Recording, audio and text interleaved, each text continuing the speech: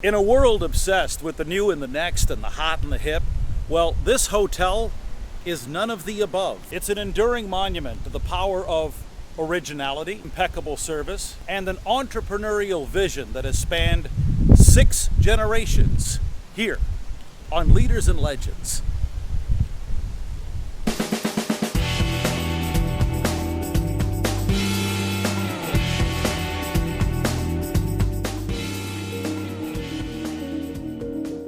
The Breakers here in Palm Beach would be the ideal getaway for the Earl of Grantham, in fact the entire Crawley clan from Downton Abbey.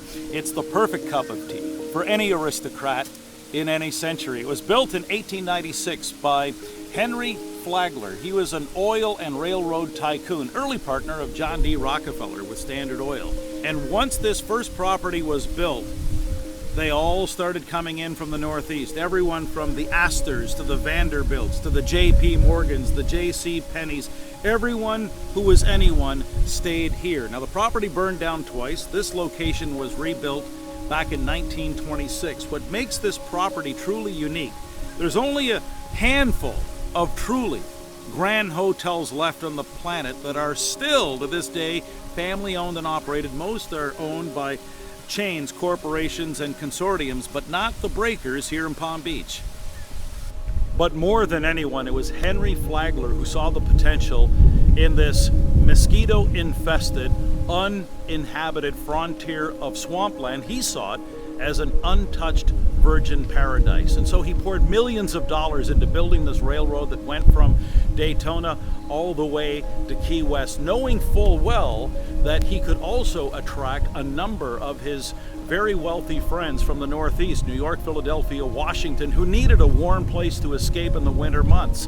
Henry always saw the Breakers could be much more than just another hotel, but he also knew very well that his return on investment might not be realized in his lifetime. Consequently, you can make a very strong argument that more than any one individual, Henry Flagler was the single individual responsible for creating Florida's entire transportation and tourism industries.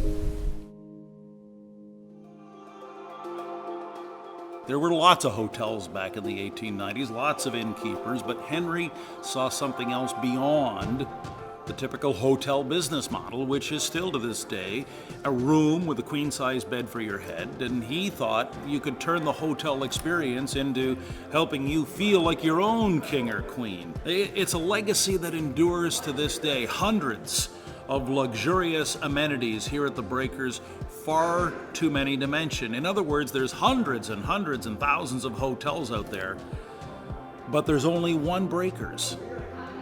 More than 100 years later, the same dynamic still holds true. If you are in an overcrowded, competitive market, there's always room for someone to emerge as the metaphorical Breakers in that category. Someone willing to put vision before money to create a true original that stands apart from everybody else, stands the test of time, and you don't need deep pockets to start. Jim and Donna Gilbert in Fredericton, New Brunswick, 40 years ago, they started with 1 car, 2 gas pumps, and a $10,000 loan. They've built what has now become one of Canada's great small business success stories.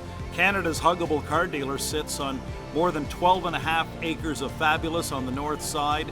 And just recently, that's a $50 million enterprise that employs 38 people. And just recently, they attracted more than 2,000 people to their 40th anniversary celebration. Unheard of that many folks would go out of their way to celebrate with a used car dealer. But whether it's Henry Flagler or whether it's Jim Gilbert, it speaks to the power of visionary leadership, refusing to accept what is and exploring what can be. That's right, refusing to accept what is the current state, exploring what could be, what could potentially happen. It's totally rejecting a mindset that says, well, I can't do this or this won't work. No, it's absolutely being willing to explore and go beyond the boundaries of whatever conventions your particular industry or product service category is confined by right now. And it also starts with a leadership decision to decide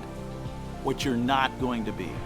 Back in the 1890s, Henry decided he wasn't going to be like every other innkeeper. Jim and Donna Gilbert, somewhere along the line, decided they're not going to be like every other used car dealer. Can you decide what you're not going to be, and then fully harness the power of visionary leadership? The leader has always been the one who sets the direction, who allocates the resources, and then ensures follow-up and accountability to ensure that that vision is manifested and that it has potential for a legacy that will stand the test of time.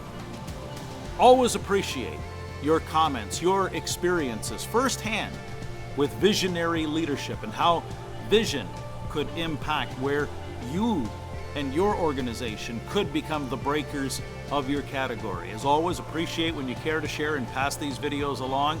And thanks again for watching Leaders and Legends, where you never know who you're going to meet or what you'll discover.